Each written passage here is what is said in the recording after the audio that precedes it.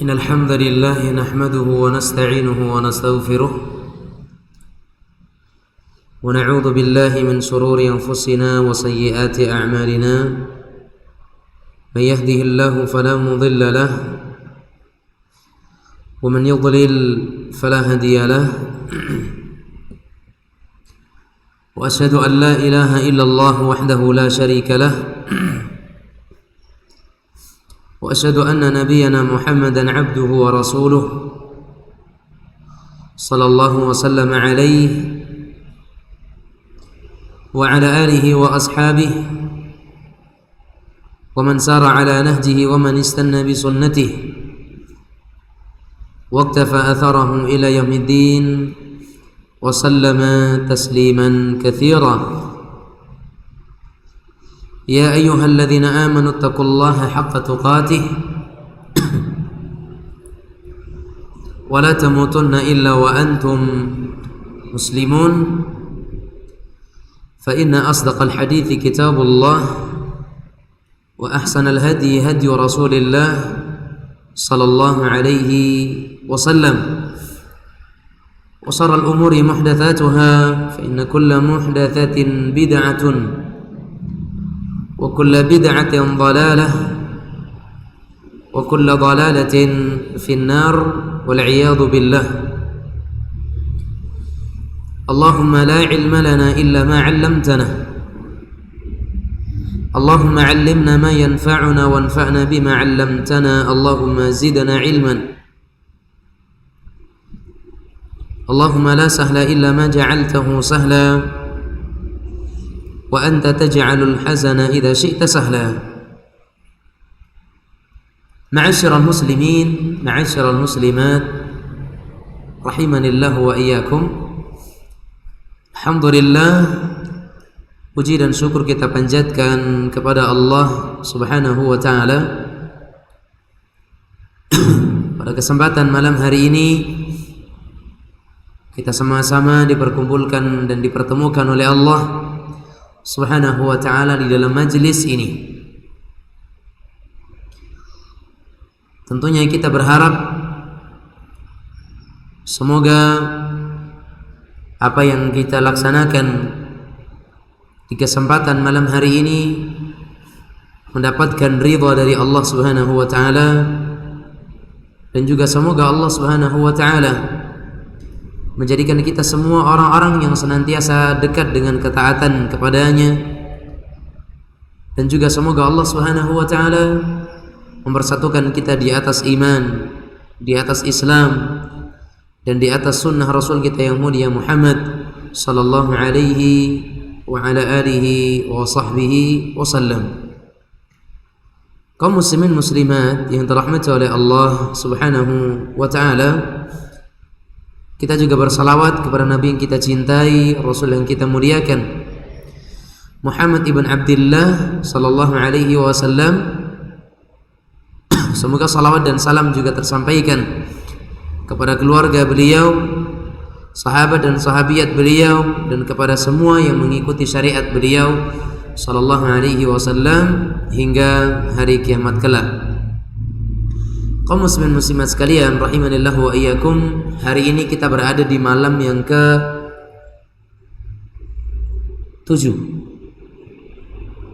Ya, malam ke-7 ya. Malam yang ke-7 atau ke-8? Ke-8. Sekarang kita berada di malam yang ke-8 Muharram. Bulan yang mulia.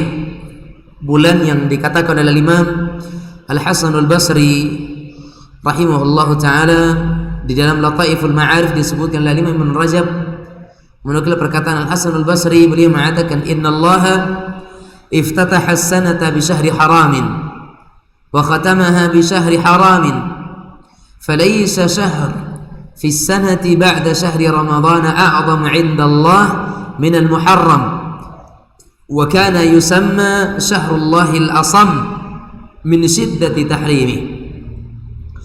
Jamaah sekalian rahimanillah wa iyyakum, kata Al-Hasan Al-Basri, Allah Subhanahu wa ta'ala mengawali tahun Hijriyah dengan bulan haram, kemudian Allah menutup tahun-tahun Hijriyah juga dengan bulan haram.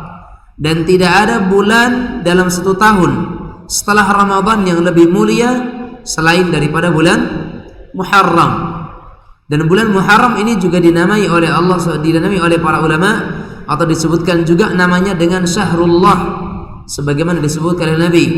Muharram juga dinamakan dengan Syahrullahil Asam, bulan Allah yang sepi dan sunyi, saking menjauhinya para manusia daripada hal-hal yang dilarang oleh Allah Subhanahu wa ta'ala. Ini semua menunjukkan bahwa bulan haram ini adalah bulan yang mulia. Bulan haram adalah bulan yang agung. Bahkan disebutkan oleh Nabi kita sallallahu alaihi wasallam, afdalu siyami ba'da Ramadan Syahrullahil Muharram. Sebaik-baik puasa setelah bulan Ramadan yaitu berpuasa di bulan Muharram ini, ya, di bulan Muharram. Ini menunjukkan pentingnya seseorang itu beramal saleh dan pentingnya seseorang itu beramal kebaikan di bulan Muharram ini, di mana dia merupakan bulan yang mulia. Maka di sini kita mengajak semua yang hadir untuk sama-sama bisa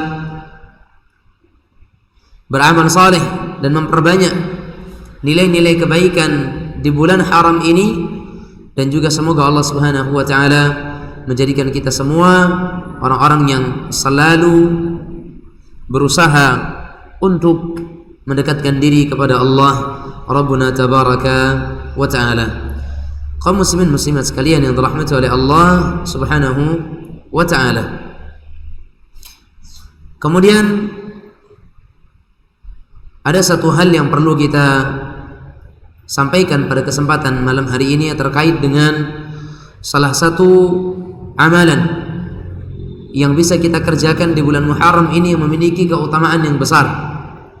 Sebagaimana disebutkan oleh Nabi kita sallallahu alaihi wasallam, wa su'ila an shaumi yaumi Asyura. Nabi sallallahu alaihi wasallam pernah ditanya tentang berpuasa di hari Asyura.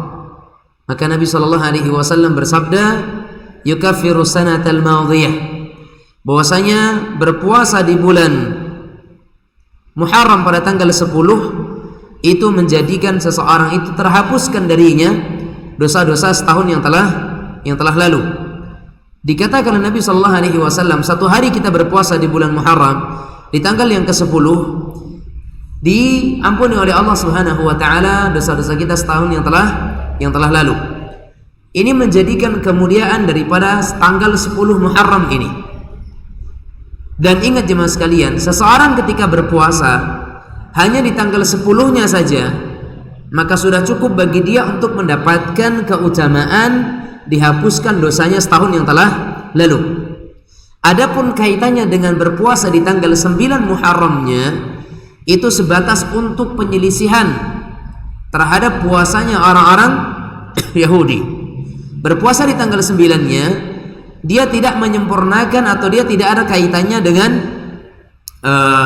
pahala berpuasa di tanggal 10 Muharramnya, tapi dia hanya menjadi keistimewaan yang lain, ya, memiliki keistimewaan yang lain, yaitu dengan seseorang itu akan mendapatkan pahala menyelisihi apa yang dilakukan oleh orang-orang Yahudi dalam berpuasa di bulan Muharram ini. Maka jemaah sekalian, tahun ini 10 Muharram jatuh pada hari Jumat. Ini jatuh pada hari Jumat, ya, 27 Juli 2023. Jadi usahakan untuk kita berpuasa di hari Jumat itu, ya. Dan Anda boleh membarenginya dengan hari Kamis tanggal 9-nya, atau juga boleh membarenginya dengan hari Sabtunya tanggal 11-nya, atau bahkan kita boleh juga 3 hari berturut-turut, 9, 10, 11-nya. Namun ketika ada keperluan juga Anda hanya mampu untuk berpuasa di tanggal 10-nya saja, la haraj, maka tidak mengapa, dan itu sudah cukup menjadikan kita mendapatkan fadilah berpuasa di 10 Muharram tersebut. Nah,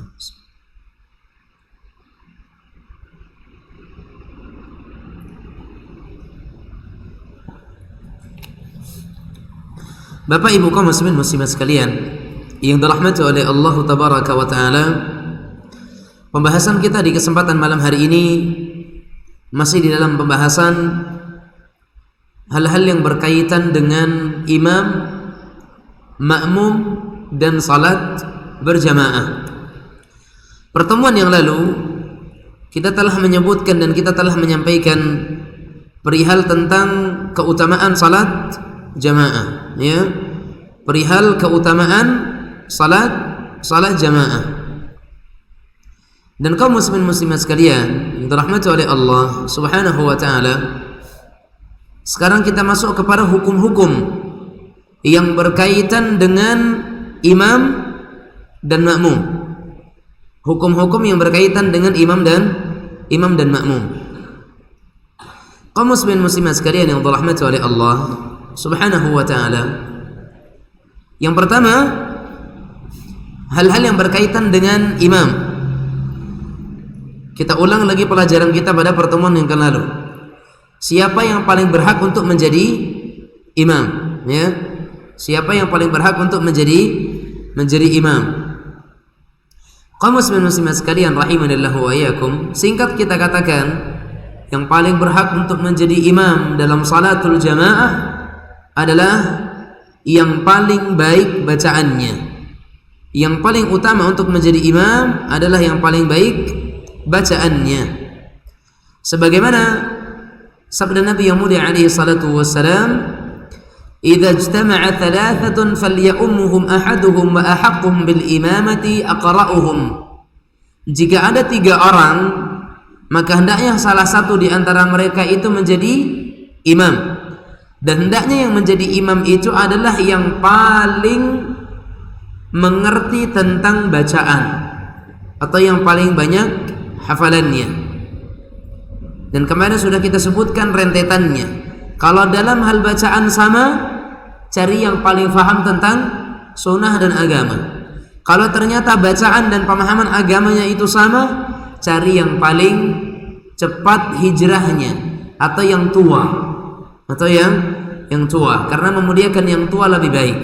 Dan biasanya orang yang lebih tua pengalaman dan cara menyikapi suatu masalah lebih dewasa. Baik. Kemudian kemarin sudah kita jelaskan juga tentang bagaimana hukumnya salat jamaah yang dipimpin oleh anak yang belum baligh. Dan di sini ada khilaf di kalangan para ulama. Pendapat pertama mengatakan hukumnya sah, hukumnya boleh. Sebagaimana dalam hadis Amr ibn Salamah radhiyallahu taala an, beliau mengatakan apa? Nabi sallallahu alaihi wasallam bersabda, "Fa idza hadaratis salatu falyu'adzin ahadukum wal ya'ummakum aktsarukum qur'ana." Fanadharu falam yakun ahadun aktsara qur'anan minni lima kuntu atalaqa min ar-rukban faqaddamuni baina aydihim wa ana ibnu 6 aw 7 sinin.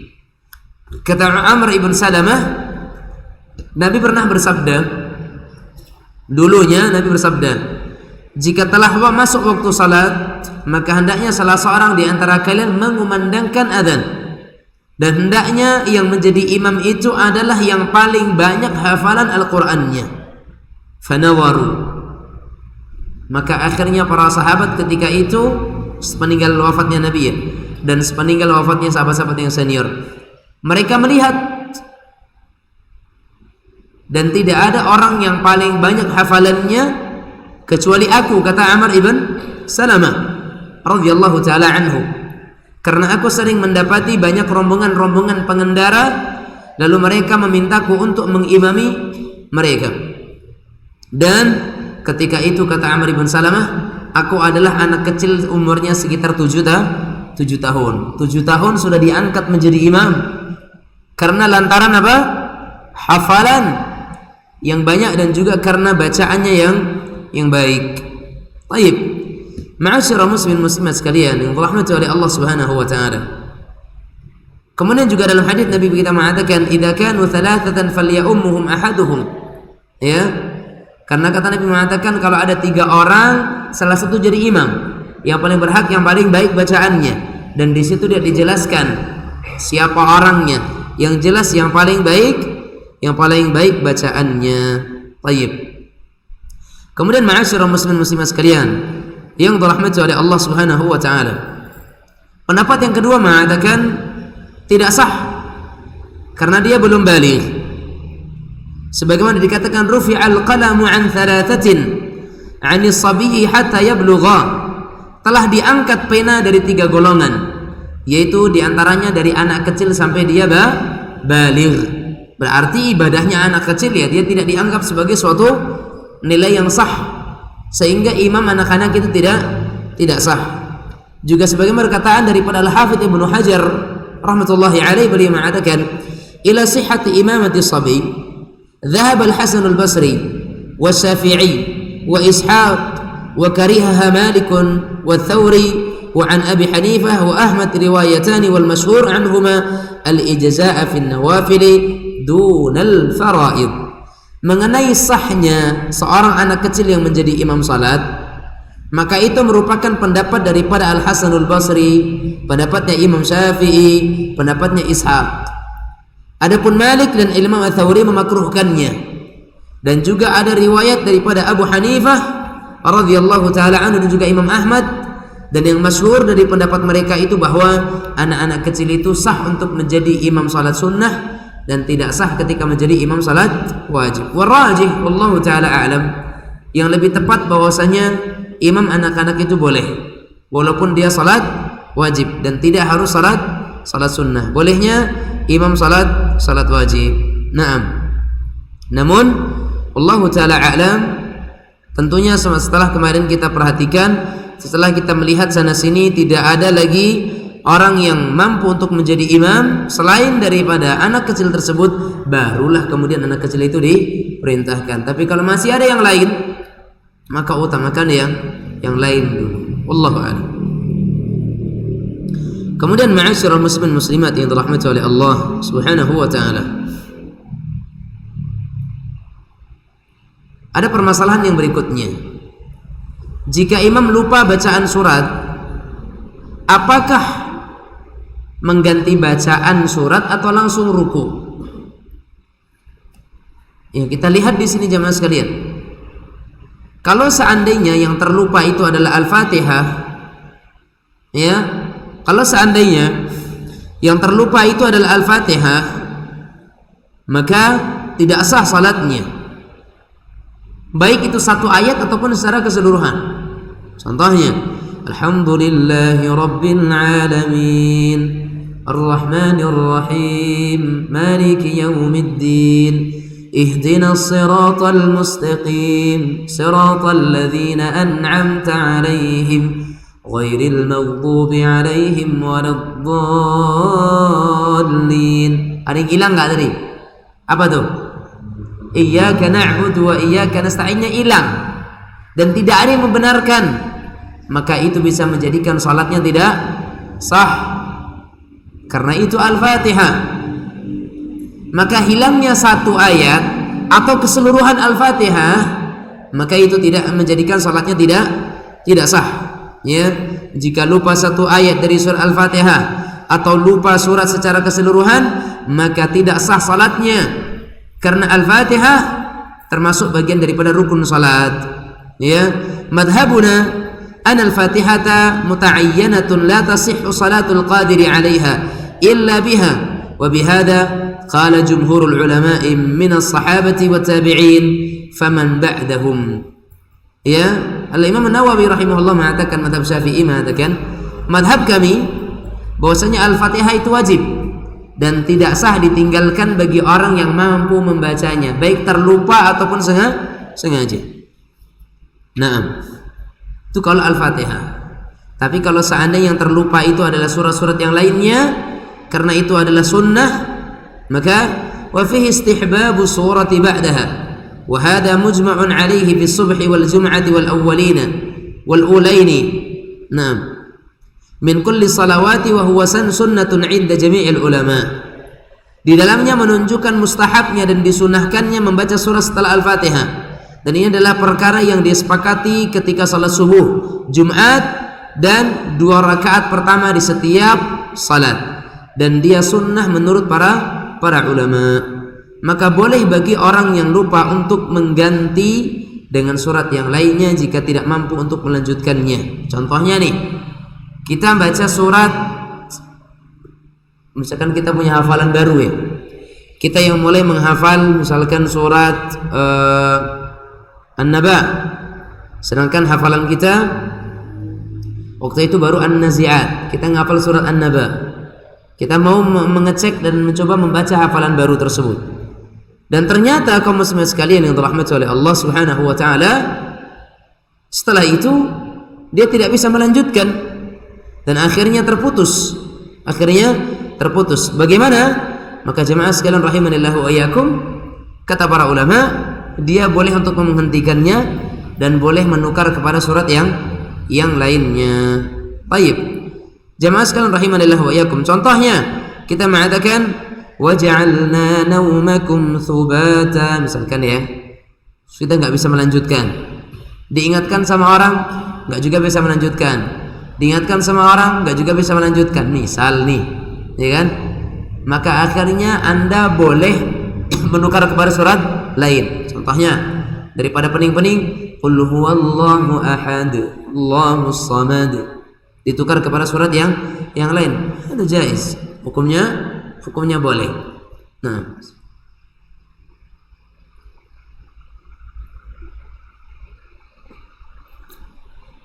Syekh Abdul Aziz bin Abdullah bin Baz rahimahullah beliau mengatakan, huwa mukhayyarun in syaa'a kabbara wa anha al-qira'ah wa in syaa'a qara'a ayatan aw ayatin min suratin ukhra. Di situ pilihan, bisa jadi kalau dia mau, dia segera menyelesaikan bacaannya kemudian bertakbir untuk ruku. Tapi kalau enggak, dia boleh memindahkan kepada surat yang lain, membaca satu atau dua ayat.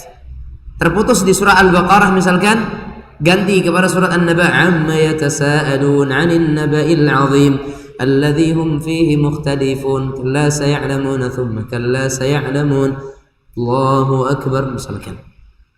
Dan gak harus penuh, gak harus selesai, ya kan? Allahu a'lam. Baik.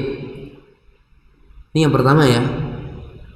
Ketika imam lupa bacaan, maka diingatkan oleh makmum. Tapi kalau imam gak bisa melanjutkan, dua pilihannya. Pilihan pertama apa tadi? Selesaikan, tutup bacaan, ruku. Pilihan yang kedua, ganti kepada surat lain. Sama juga jemaah sekalian ketika Anda itu berada pada sujud sajadah di pada ayat terakhir. Contohnya nih, kalla la tuti'hu wasjud waqtarib. Kan di situ sajadah. Ada dua cara di sini. Anda sujud, kemudian berdiri, kemudian baca surat yang lain. Misalkan setelah itu kita baca inna anzalnahu fi lailatul qadar sampai selesai ruku. Cara pertama. Cara yang kedua, Anda bisa setelah kalla la tuti'hu wasjud waqtarib, Allahu akbar, sujud tilawah, sujud sajadah. Kemudian Allahu akbar, berdiri. Setelah berdiri langsung Allahu akbar, ruku, boleh.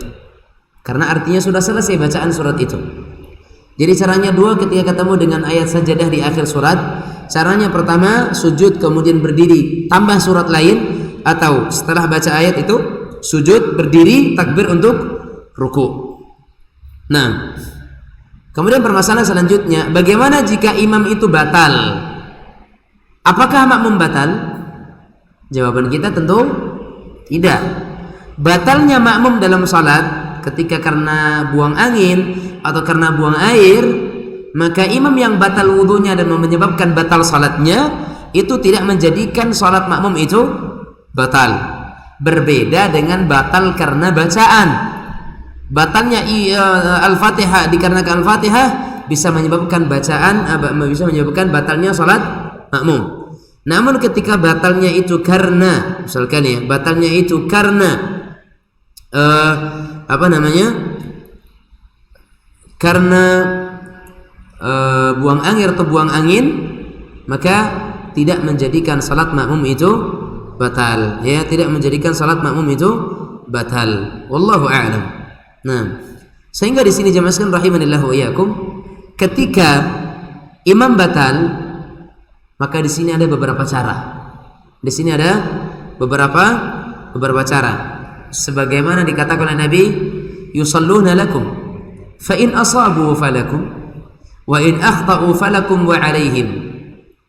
Para imam itu jika mereka memimpin kalian, maka jika mereka itu benar, maka kalian mendapatkan pahala salat kalian.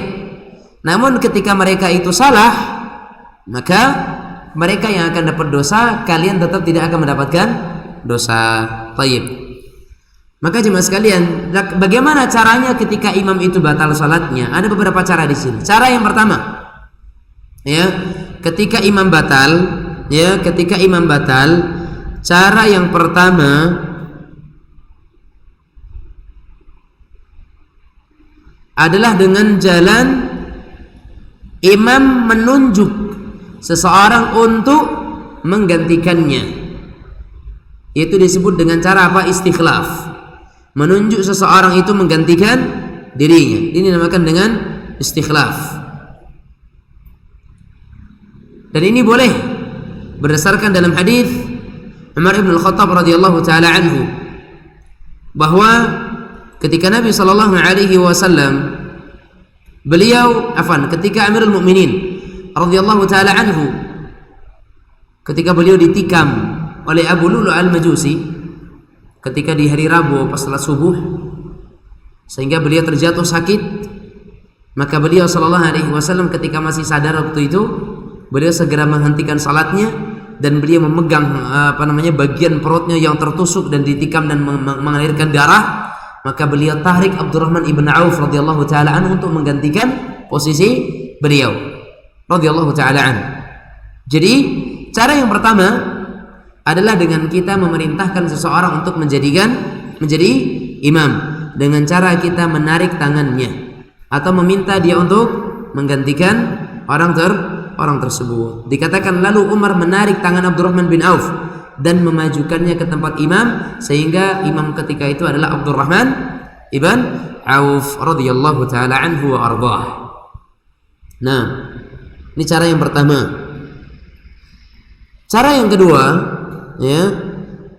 kedua, jika imam tidak mengambil pengganti dari makmum sebagai imam, maka salah satu makmumnya itu maju. Nah, kalau imamnya tiba-tiba dia batal langsung keluar, maka kita yang jadi makmum harusnya menggantikan imam tersebut. Salah satu dari makmum menggantikan imam tersebut. Itulah sebabnya kenapa di belakang imam itu adalah orang-orang yang faham tentang tata cara salat, ya. Kenapa disyaratkan orang yang di belakang imam itu orang yang paham dengan salat? Karena bisa jadi imam tadi ketika dia batal, dia nggak narik orang, dia langsung keluar aja, sehingga orang yang di belakang imam dia maju menggantikan imam tersebut. Ini cara yang kedua. Cara pertama tadi imam yang menunjuk seseorang jadi imam. Cara yang kedua, ketika imam langsung keluar, maka salah satu makmum maju untuk menjadi imam, karena tidak mungkin salat jamaah tanpa imam. Maka salah satu dari makmum tersebut menjadi imam. Itu cara yang kedua. Cara yang ketiga, jika imam tidak menunjuk pengganti, maka makmum boleh menyelesaikan salatnya sendiri.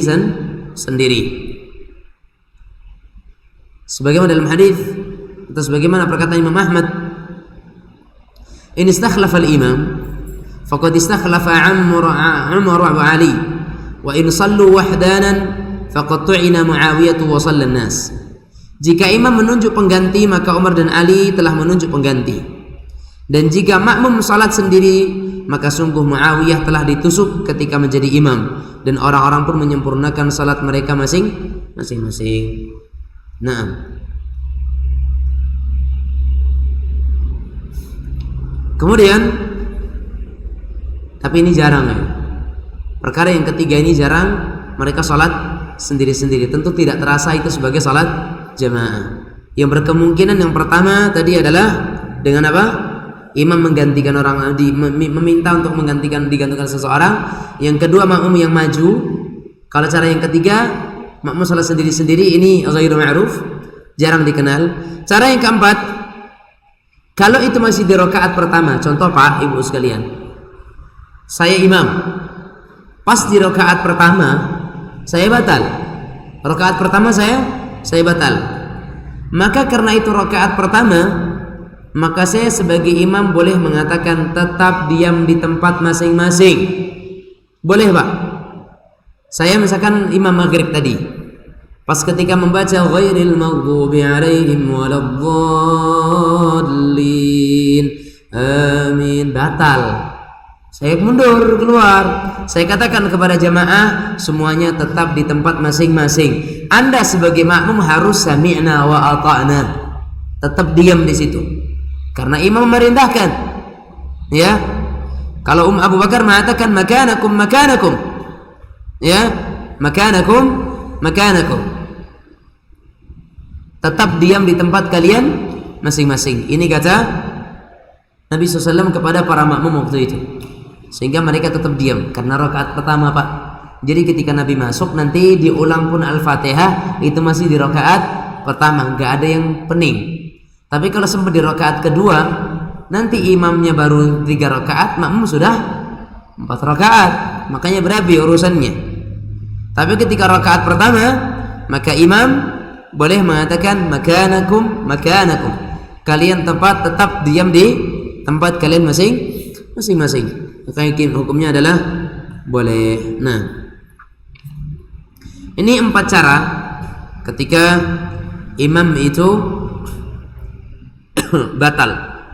4 cara ketika imam batal. Cara yang pertama, imam menunjuk pengganti. Cara yang kedua, jika imam tidak menunjuk pengganti, maka satu makmum maju ke depan. Cara yang ketiga, makmum menyelesaikan sendiri-sendiri. Cara yang keempat, imam memerintahkan makmum untuk tetap diam di tempat mereka masing-masing. Dan ulama mengatakan manakala itu masih rakaat pertama. Wallahu a'lam.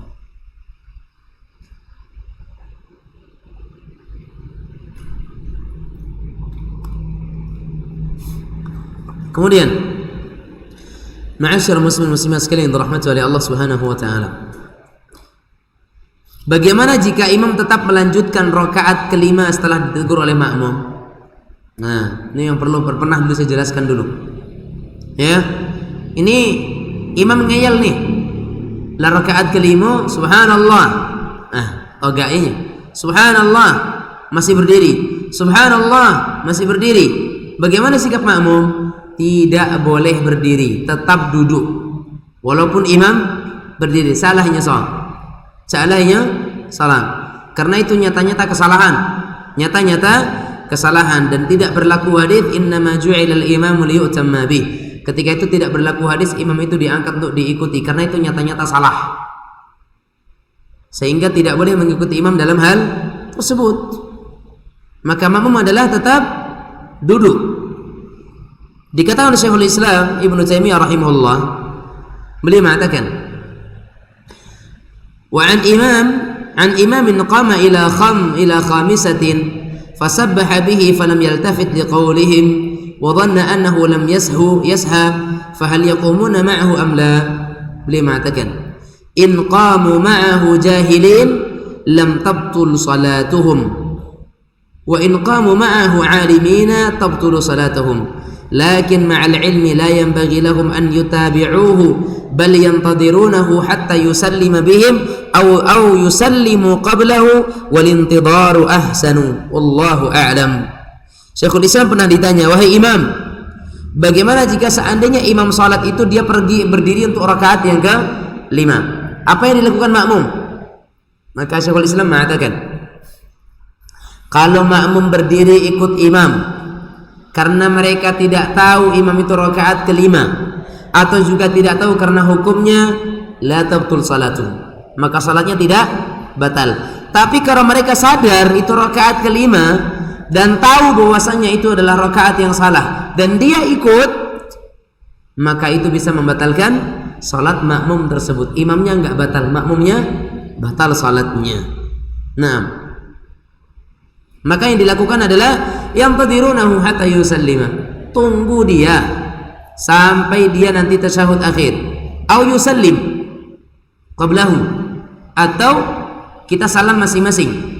Tapi ini tidak dianjurkan. Yang dianjurkan adalah cara yang pertama, yaitu kita menunggu, ya, kita menunggu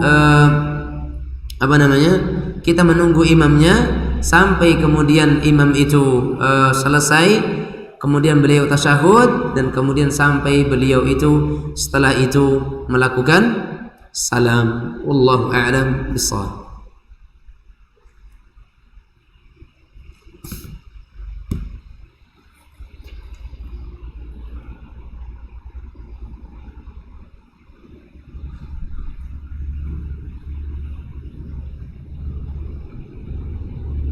Nah, permasalahan lagi Bapak Ibu sekalian, apakah boleh makmum memisahkan diri dari imam, membatalkan niatnya jadi makmum, lalu salat sendiri dengan niat salat sendirian? Contohnya nih Pak, imamnya terlampau panjang bacaan, tidak mengerti makmum lah tua-tua, ada lo yang sakit, banyak lo anak-anak, subuh lo banyak lo mungkin waktu itu yang berkebutuhan, dibaca panjang-panjang dahnya, kan begitu? Maka apakah boleh kemudian dia itu memutuskan salatnya sendiri? Ya, wallahu taala alam. Sekalian, terdapat riwayat dari Jabir ibn Abdullah radhiyallahu taala anhuma, kana Mu'adz bin Jabal yusalli ma'an nasi shalla ma'an nabiy sallallahu alaihi wasallam, thumma yarji'u fayummu qaumahu, fasalla al-'isha'a faqara'a bil baqarah, fansarafa ar-rajul فكأنما معاذا تناول منه فبلغ النبي صلى الله عليه وسلم فقال أفتان أنت يا معاذ وأمر بصورتين من أوسط المفصل. Bahwasanya pernah Mu'adz itu mensalati kaumnya di salat Isya dan dia membaca surat Al-Baqarah. Bayangkan tuh Pak, salat Isya dibacanya surat Al-Baqarah, 2 juz setengah kurang lebih, ya kan? 2 juz 3 lembar setengah. Bayangin tuh, hampir 2 juz setengah. Nah, dibaca Al-Baqarah. Ada seseorang yang keluar dari shaf itu sengaja, sampai kemudian dia ngadu kepada Nabi SAW. Ketika dia ngadu, bukan orang itu dimarahi, dipanggilnya Mu'adz yang mengatakan, Nabi memarahi Mu'adz, afatanun anta ya Mu'adz, apakah engkau ingin membuat fitnah di tengah-tengah masyarakat wahai Mu'adz? Maka kata Nabi Muhammad SAW, jangan seperti itu, tapi salatlah engkau dengan memperhatikan keadaan makmum. Salatlah dengan 2 surat yang menengah saja. Ini untuk salat Isya. Kadar-kadar 1 halaman itu sudah maksimal lah untuk salat Isya untuk masyarakat kita, ya. Baik, di subuh bolehlah agak ditambah sedikit, ya kan? Tapi kalau Isya jangan. Nah, baik. Ma'asyiral muslimin muslimat yang dirahmati oleh Allah Subhanahu wa taala.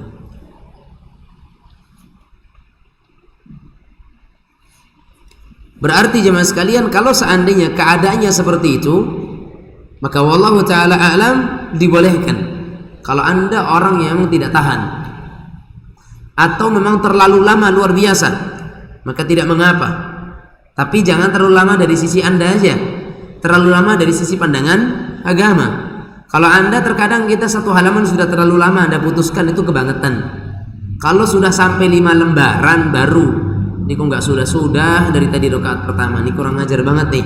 Misalkan kan sudah sampai 5 menit 1 rakaat, 10 menit 1 rakaat, salat gerhana juga bukan, ya kan? Nah, di sini Anda boleh memisahkan diri. Jamaah sekalian yang dirahmati oleh Allah Subhanahu wa taala. Setelahnya kita adzan terlebih dahulu dan kita lanjutkan setelah adzan nanti. Hadza wa sallallahu wasallam ala nabiyina Muhammad wa ala alihi wa sahbihi wasallam.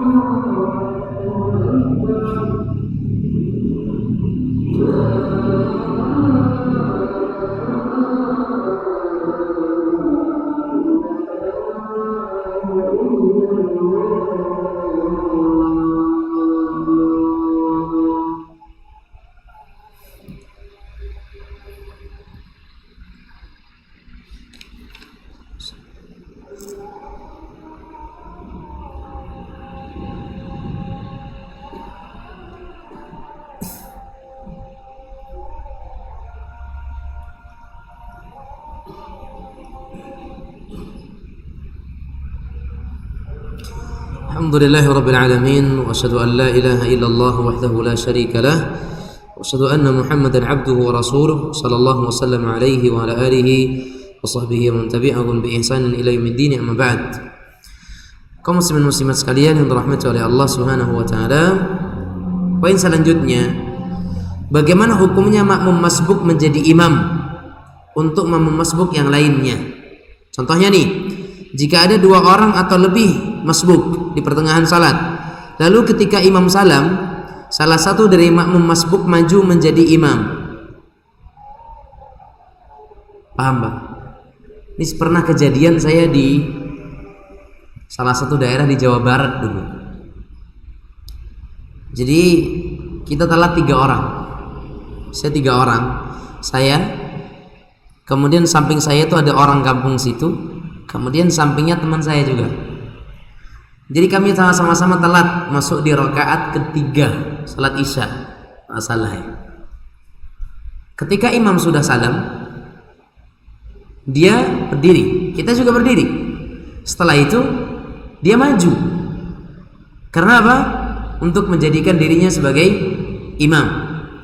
Maka jamaah sekalian rahimanillah wa iyyakum, ketika seperti ini, maka wallahu taala a'lam bahwasanya hal seperti ini tidak dibolehkan, ya, tidak dibolehkan.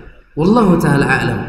Artinya berarti ada 2 imam dalam satu salat, sedangkan mereka pernah mengikuti imam yang pertama, ya kan?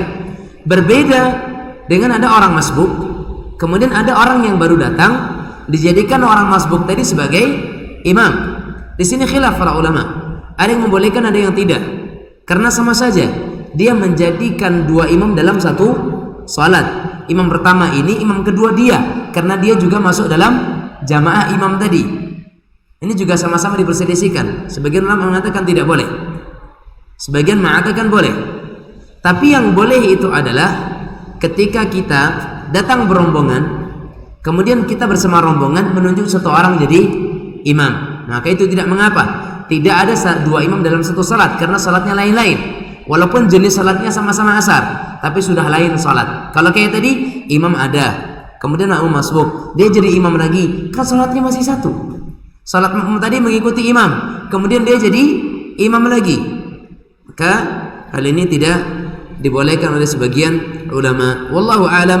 Walaupun sebagian membolehkan, Namun yang mengatakan boleh itu mengatakan tidak disyariatkan jika dilakukan terus menerus. Maka yang lebih baik adalah dengan tidak melaksanakannya. Wallahu a'lam bissawab. Nah, jemaah sekalian, insyaallah taala kita akan lanjutkan pada pertemuan berikutnya terkait dengan apakah harus ikut imam dalam hal-hal yang perselisihkan. Kan banyak tuh perselisihan dalam masalah salat, tentang di mana letak tangan imam, bagaimana telunjuk imam, bagaimana duduknya imam, bagaimana turunnya imam, dan seterusnya. Banyak hal yang diperselisihkan dalam masalah salat. Apakah kemudian makmum juga harus mengikuti imam? Maka ini insyaallah akan kita jelaskan pada pertemuan yang akan datang. Wallahu a'lam bishawab. Silakan bagi yang ingin bertanya.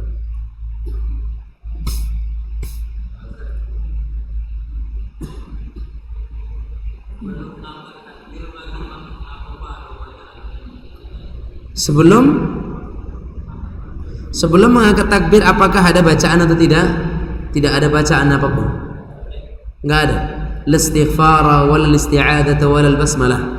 Enggak ada istighfar, enggak ada ta'awud, enggak ada bismillah. Sebagian orang kan astaghfirullahaladzim, a'udzubillahi minasyaitonir rajim, bismillahirrahmanirrahim. Allah, ya kan? Enggak ada bacaan apapun itu. Ya, mau salat ya udah salat. Tidak ada bacaan apapun. Wallahu a'lam bishawab. Nah, ada yang lain?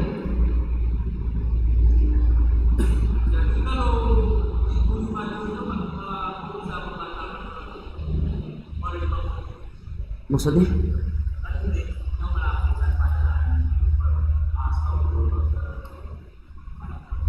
Enggak batal karena dia di luar salat. Enggak batal karena itu di luar salat. Kan belum takbir dia, belum salat. Enggak batal salatnya tapi menyelisihi sunnah. Artinya kalau dia sebelum salat baca astagfirullahaladzim, a'udzubillahi minasyaitonir rajim, bismillah, Allah. Kapan dia salat? Ketika Allah kan. Jadi bacaan tadi kan bukan masuk dalam salat. Jadi enggak batal salatnya, tapi dia menyelisihi sunnah dan melakukan hal-hal yang dilarang dalam agama. Salatnya sah-sah, tapi dia menyalahi dan menyelisihi ajaran Rasulullah sallallahu alaihi wasallam. Nah, ada yang lain? Jika tidak, saya melangkah kepada pertanyaan para jemaah. Ada pertanyaan di sini. Assalamualaikum Ustaz, izin nanya, apa yang harus kita lakukan terhadap saudara atau teman yang bertamu ke rumah kita selalu untuk suka menggibah? Sudah dinasihati tapi tetap ujung-ujungnya menggibah lagi. Ma'asyiral muslimin muslimat rahimanillah wa iyyakum. Sikap yang terbaik ketika datang orang yang seperti ini, maka ada kalanya kita perlu tutup pintu dari orang seperti ini. Kalau sudah kita nasihati, kemudian setiap kali datang menggibah lagi, maka ada kalanya perlu kita tutup pintu dari orang seperti ini. Atau kita persilahkan dia masuk. Ketika sudah mulai menggibah orang, kita katakan, maaf, rumah ini tidak menerima tamu yang hanya untuk menggibah orang. Kalau kita akan menggibah orang, saya persilahkan Anda untuk boleh pulang dan meninggalkan rumah ini. Tapi kalau untuk membicarakan hal yang lain, monggo silahkan. Kita harus tegas dalam permasalahan yang seperti ini. Namun jemaah sekalian, yang nyatanya kebanyakan orang justru suka dan senang dengan yang namanya ghibah. Dan ternyata bangkai teman itu memang enak.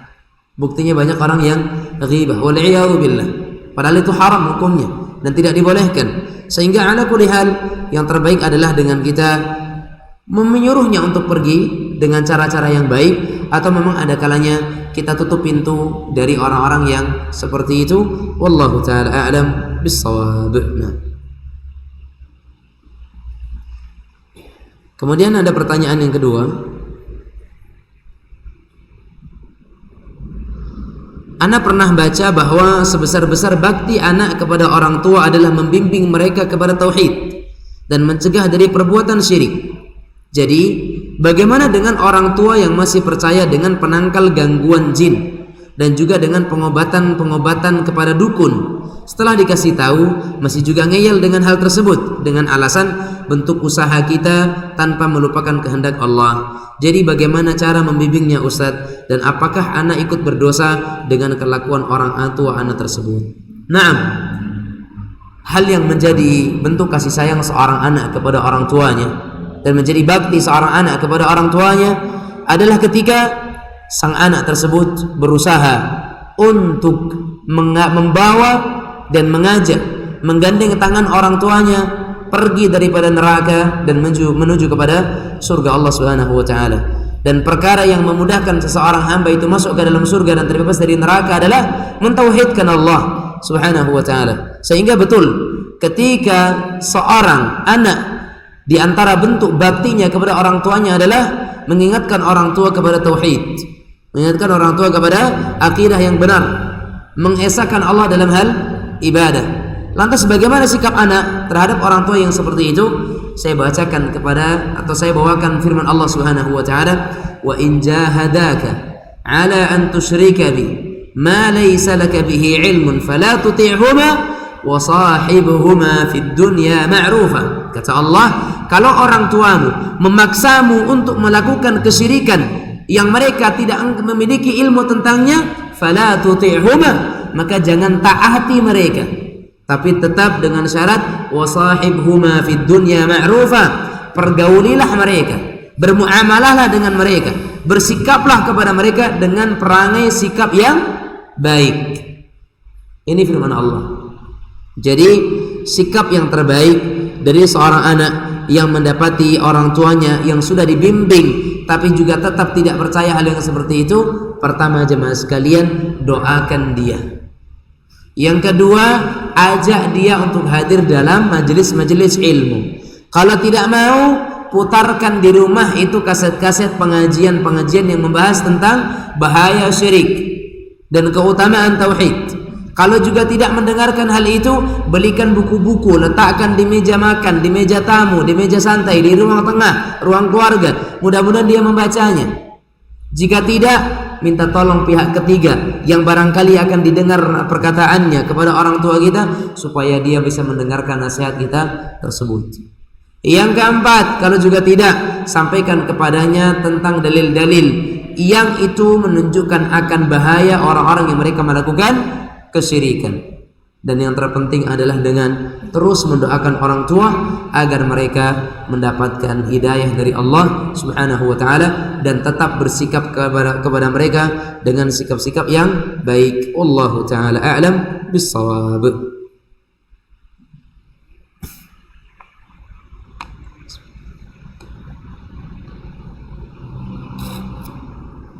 Ada yang lain?